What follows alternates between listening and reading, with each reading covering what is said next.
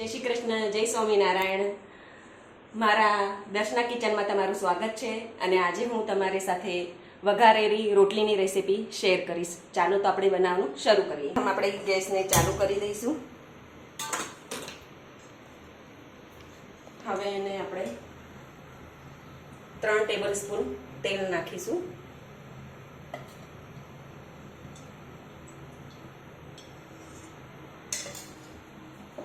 તેલ ગરમ થાય પછી એમાં આપણે રાઈ નાખીશું.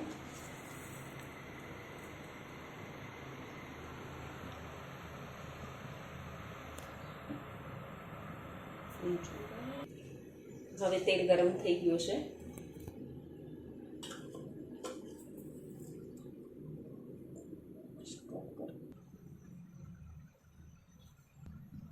ના ગરમ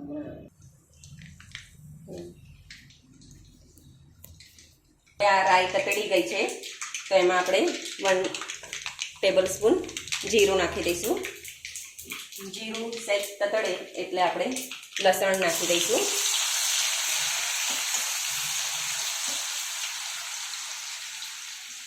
લસણને આપણે 2 મિનિટ માટે જ સાતળવાનું છે. હવે તેમાં મેં તૈયાર અહીંયા રોટલીને કટકા કરીને આવી રીતે રાખ્યા છે. તો તમે પણ આવી રીતે કરીને તૈયાર રાખજો તો તમારો ટાઈમ ઓછો બગડે. હવે એને થોડુંક આપણે શેકાવા દઈશું.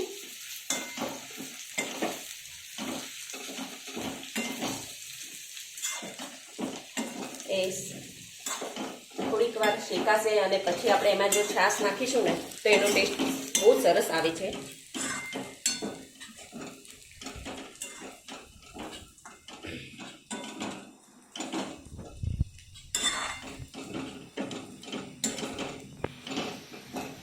હવે આપણી રોટલી શેકાઈ ગઈ છે તો એમાં આપણે સૌપ્રથમ પહેલાં હળદર નાખી દઈશું 1 ટેબલ સ્પૂન, મરચું 1 ટેબલ સ્પૂન, ધાણા જીરું 1 ટેબલ સ્પૂન, મીઠું નાખી દઈશું આપણે 1 ટેબલ સ્પૂન. અને હવે આને થોડુંક આપણે મિક્સ કરી લઈશું. એને હલાવીને થોડોક મસાલો શેકાવા દઈએ આપણે. પછી એમાં આપણે છાશ એડ કરીશું.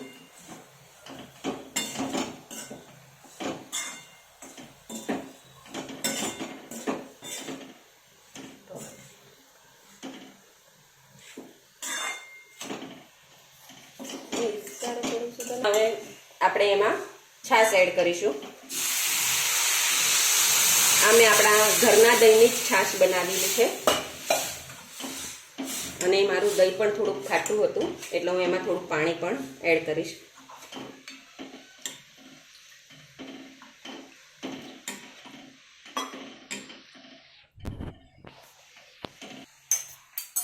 હવે આપણી આ રોટલી થઈ ગઈ છે તો હવે આપણે એને કોથમીર મેં અહીંયા ઓલરેડી ધોઈને જ રાખી હતી એ પણ આપણે અંદર એડ કરી દઈશું.